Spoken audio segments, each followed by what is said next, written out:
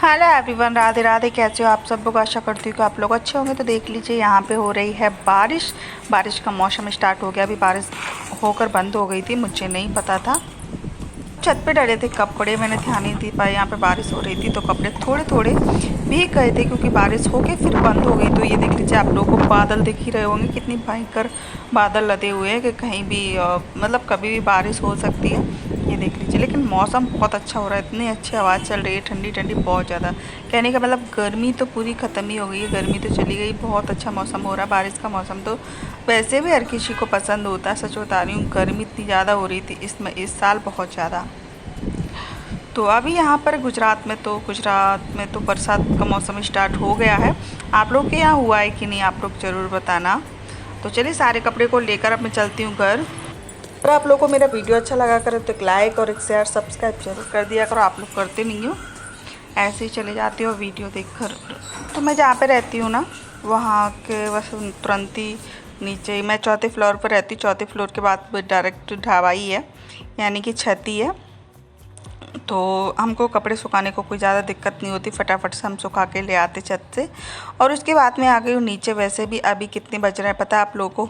अभी बज रहे होंगे करीबन 5 बज रहे होंगे शाम के। कपड़े उठा के ले आई और मौसम तो बहुत अच्छा हो रहा है, तो मैंने कहा चलो चाय बनाती हूँ। तो मैं दोपहर में दूध लेकर आई थी, तो मैंने नीचे जो कांच की ट्रे होती है ना, फ्रिज के जो फ्रीजर के नीचे, उसमें रख दी थी 2 थैली।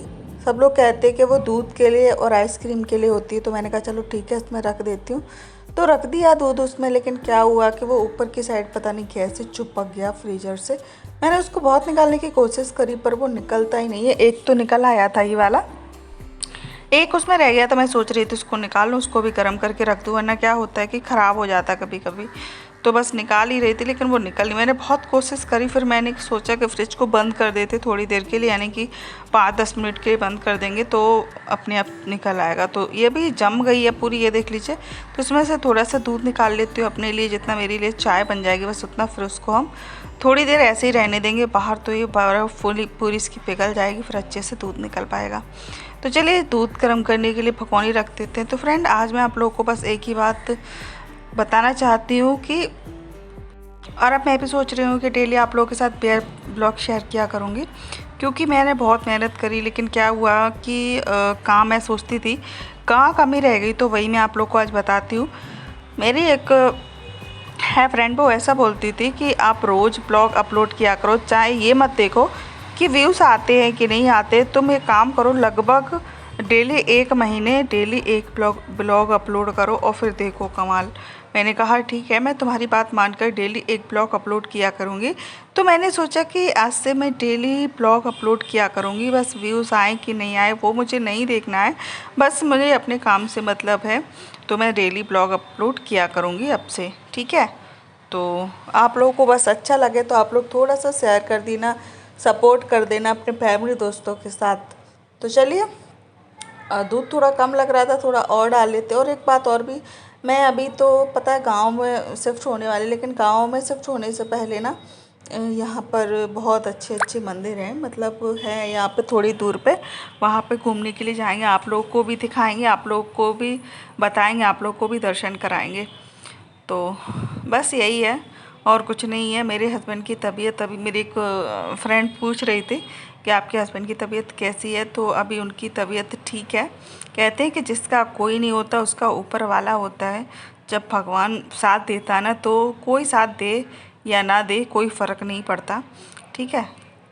और चाहे तुम किसी का भी साथ देते रहो, अगर गलत का साथ दोगे ना तो वो कभी सक्सेस नहीं हो सकता, ठीक है? जो हमारा साथ नहीं दे रहा किसी और का साथ देगा तो वो कभी सक्सेस नहीं होगा। क्योंकि आपके लिए, आपके 4 बच्चे हैं तो चारों को एक जैसा देखोगे तो ही कुछ होगा, ठीक है? अगर एक को देखोगे, 3 को नहीं देखोगे, तो 3 तो भैया बोलेंगे और बोलेंगे, और उनके मन से भी क्या क्या निकलेगा ये मैं नहीं जानती, ये हर औरत का मन जानता है।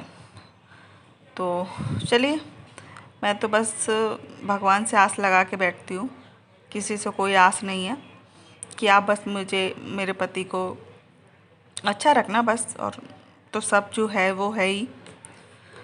तो फिर मैंने चाय बनाने के लिए रख दिया और चाय बन रही है लगभग हमारी। और आज हम बनाने वाले हैं, रात को पता आप लोगों को क्या, आज मैं बनाने वाली हूँ कि जो सहजन की फली होती है, यहाँ पे बहुत लोग सरकवा बोलते हैं गुजरात में, वो बनाने वाली हूँ। तो मेरे हस्बैंड काम पे जाना स्टार्ट कर दिया है उन्होंने, तो फ्रिज बंद किए हुए मुझे 4 से 5 मिनट हो गए थे। तो मैं ये दूध की थैली को निकाल रही थी, लेकिन शायद अभी भी नहीं निकलेगी, थोड़ी देर मुझे इसे और इसमें रहने देना होगा तब ये निकलेगी। तो फ्रिज तो बंद कर दिया है, लेकिन थोड़ा समय और लगेगा इसको निकालने के लिए।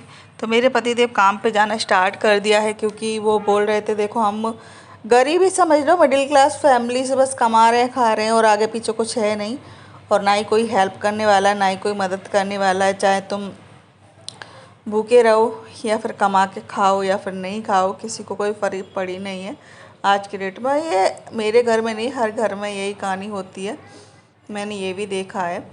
तो मेरे पतिदेव ने बोला घर पे बैठ के काम नहीं चलेगा, काम पे तो जाना पड़ेगा, काम पे नहीं जाएंगे तो फिर कैसे क्या गुजारा होगा, क्योंकि अभी कर्जा लिया था जब ऑपरेशन हुआ था, तो कैसे देंगे। और घर का खर्चा भी बैठे बैठे देखो, जब गांव में रहते हैं तो वहाँ पे इतने खर्चे की ज़रूरत नहीं पड़ती है, क्योंकि वहाँ पे खुद का घर होता है, लाइट बिल का पैसा नहीं देना होता, पानी का बिल का नहीं देना होता, खाने के लिए भी गेहूँ वेहूँ खेती में होते ही है, बस साग सब्जी लाना होती। लेकिन यहाँ पर तो तुम कुछ भी करो पैसा तो देना ही देना है, जैसे कि लाइट बिल भी हो गया था और मेंटेनेंस भी देना पड़ता है, सारी चीज़ें, रूम भाड़ा सब चीज़ देनी पड़ती है।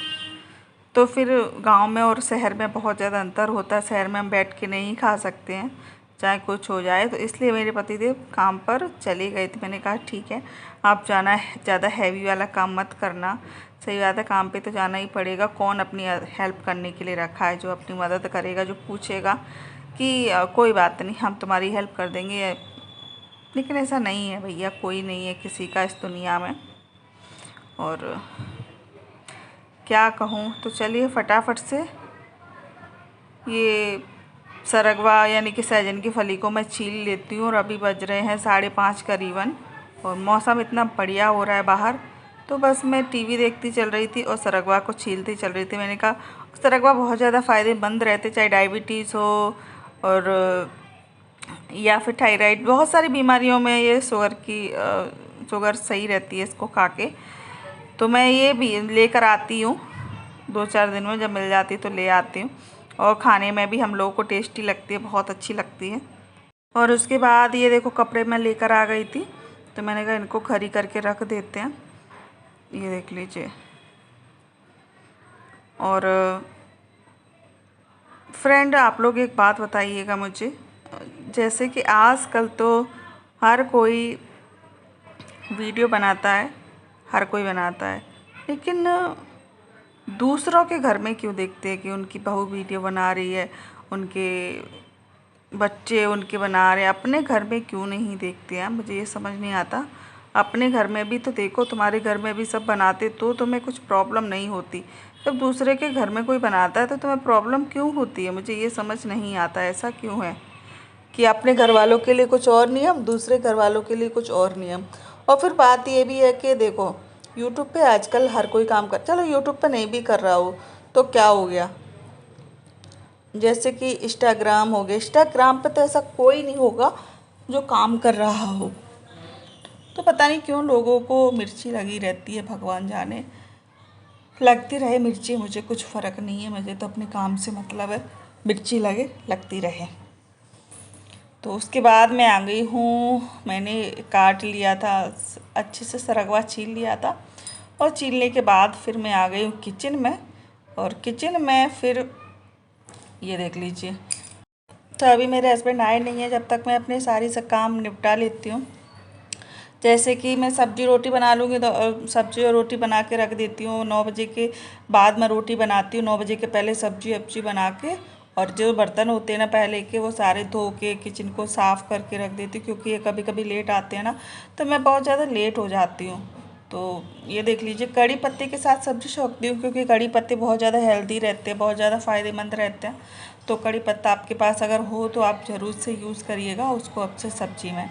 तो मसाला पीस लिया है। एक बार हमने बिना मसाला पीस के बनाई थी ये सब्ज़ी, तो बिल्कुल भी टेस्ट नहीं आया था, रसा कहीं भाग रहा था, सब्ज़ी कहीं भाग रही थी। तो फिर मैंने सोचा आज मैं क्या करती हूँ, उसको एक काम करती हूँ, रसे वो मसाला को पीस के बनाती हूँ। और एक आलू भी डाल देती हूँ, ज़्यादा नहीं डालूँगी क्योंकि इसमें आलू चाहिए। सहजन की फली से तो रोटी नहीं खा सकते, उसको तो ऐसे ही मतलब रस उसका चूस के और फिर उसको फेंक देते। रोटी खाने के लिए करीबन एक आलू तो होना ही चाहिए। तो मैं एक आलू को बिल्कुल छोटे छोटे टुकड़े करके डाल दूँगी। और ये हमारा मसाला भुन रहा है। और अभी इसमें हमने मसाले में क्या क्या डाला वो मैं आप लोगों को बताती हूँ। गरम मसाला भी हम खा नहीं रहे हैं क्योंकि डॉक्टर ने मना किया है इनको। और बस प्याज लिया था हमने एक, और 2 हरी मिर्ची ली थी 2-3, और उसके बाद थोड़ा सा लहसुन, और फिर अदरक वदरक कुछ नहीं, बस इतना ही पीस कर। टमाटर भी हम साथ में ही पीस लेते, जिससे कि हमारी जो ग्रेवी होती है ना वो थोड़ी थिक हो जाती है, थोड़ी गाढ़ी हो जाती है, अच्छी लगती है। तो ये देख लीजिए दूध हमारा जो हमने कहा था कि निकल नहीं रहा था, वो अब जाके निकला है। कितनी देर हो गई तब जाके निकला है। तो फिर मैं इसको निकाल रही हूँ इस तरीके से। अभी भी इसमें बर्फ़ जमी रखी है, तो इसी तरीके से धीरे धीरे करके इसको भी गर्म करके रख देते हैं। ये देख लीजिए, ठीक है ना।